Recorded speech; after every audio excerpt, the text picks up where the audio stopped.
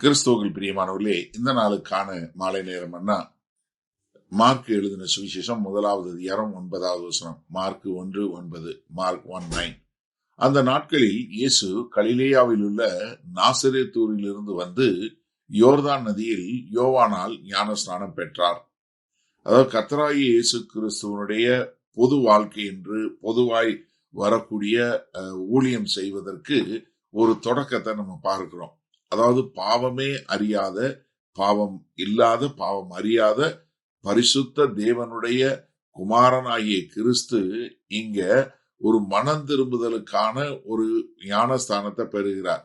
இது காரணம் அவர் மனம் திரும்பி அவர் பரிசுத்தமாகணும் இல்ல, அதாவது முழுக்க முழுக்க நாம் மனிதனோடு அடையாளம் காணக்கூடியதாக, ஒரு எல்லா நீதியை நிறைவேற்றக்கூடியதாக அவர் மேசியா என்கிற ஊழியத்தை தொடங்கும் விதமாக செய்கிறார் என்பதை நான் உங்களுக்கு முதலே சொல்ல விரும்புகிறேன்.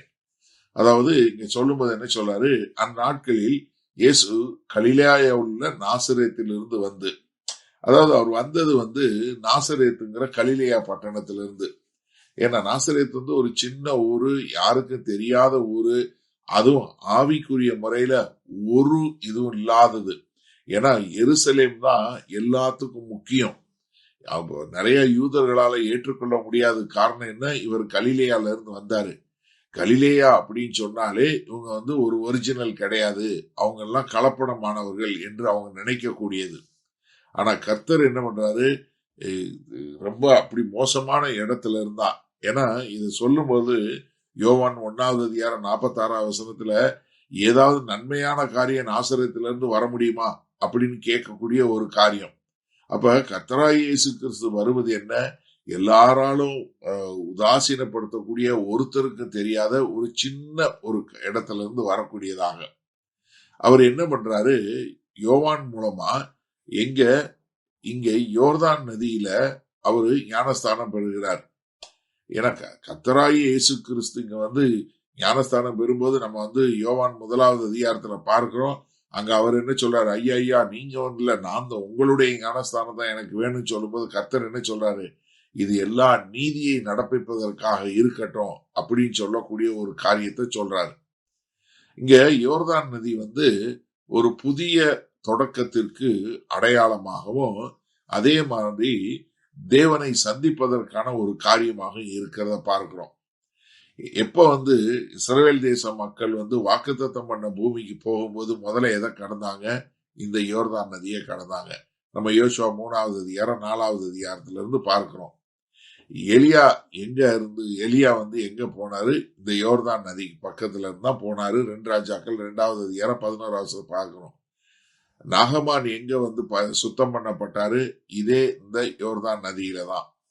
அப்ப இங்க இயேசு கிறிஸ்துவனுடைய ஞானஸ்தானம், அவர் ரட்சகர், அவர் மேசியா என்று சொல்லக்கூடிய ஒரு ஊழியத்தின் தொடக்கமாக அவர் இங்க ஞானஸ்தானம் பெறக்கூடிய ஒரு காரியத்தை பார்க்கிறோம்.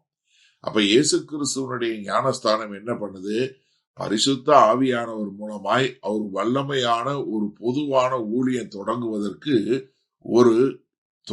ஒரு கதவாக இருக்கிறத நம்ம இங்க பார்க்க முடியுது. சரி, இந்த நாள்ல இந்த வசனத்தை நம்ம எப்படி எடுத்துக்கொள்வது? அதாவது நம்ம கிறிஸ்தவர்கள் என்று சொல்றவங்க கற்றுக்கொள்ள வேண்டிய ஒரு விஷயம் என்னன்னா, ஒரு மனத்தாழ்மையும் கீழ்ப்படிதலும். இன்றைக்கு எனக்கு ஒரு வேதனையான விஷயம், இன்றைக்கு நம்ம ஜனங்கள்கிட்ட இல்லாத ஒரு காரியம் என்னவாயிடுச்சு, மனத்தாழ்மை, அதே மாதிரி கீழ்ப்படிதல். இது ரெண்டுமே இல்லாத ஒரு காரியத்தை நம்ம பார்க்கிறோம். யோசிச்சு பாருங்க, இன்னைக்கு எவ்வளவு பேர் மனத்தாழ்மையாக, நான் கர்த்தருக்கென்று வாழ்கிறேன், அதனால நான் என்னை தாழ்த்தி கொள்ள தயார் என்று சொல்லக்கூடியதாக, எல்லாருக்கும் ஒரு பட்டம் வேணும், எல்லாருக்கும் ஒரு பதவி வேணும், எல்லாருக்கும் ஒரு இது வேணும் அப்படிங்கிற ஒரு காரியம். ஆனா நீங்க சிந்திச்சு பாருங்க, இயேசு கிறிஸ்து எங்கேயோ ஒரு யாரும் கண்டுக்காத ஒரு இடத்துல இருந்து வர்றாரு.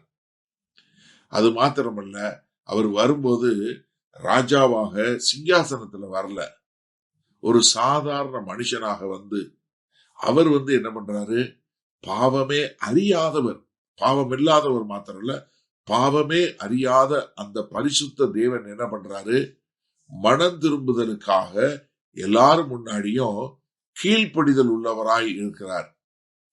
அப்ப எனக்கு அருமையானவர்களே, நம்ம எதை கற்றுக்கொள்றோமோ இல்லையோ, கர்த்தராகிய இயேசு கிறிஸ்துவை பார்க்கும்போது அவருடைய மனத்தாழ்மையோ அவருடைய கீழ்ப்படிதலோ நம்ம எல்லாருக்கும் வேணும். இன்றைக்கு கிறிஸ்தவர்கள்ட்ட நாம் மறுபடியும் வேதனையாக பார்க்கக்கூடிய விஷயம் என்னன்னா, இந்த ரெண்டுமே இல்லாதவர்கள் தங்களை கிறிஸ்தவர்கள் என்று அழைக்கக்கூடியதாக. நீங்க இயேசு கிறிஸ்துவ பின்பற்றீங்களா? உங்ககிட்ட மனத்தாழ்மை இருக்கா? நீங்க இயேசு கிறிஸ்துவ பின்பற்றீங்களா? உங்ககிட்ட கீழ்ப்படிதல் இருக்கா? இது ரெண்டு தான் நீங்க கிறிஸ்துவை பின்பற்றுவதற்கான அச்சடையாளங்களாக இருக்க வேண்டும்.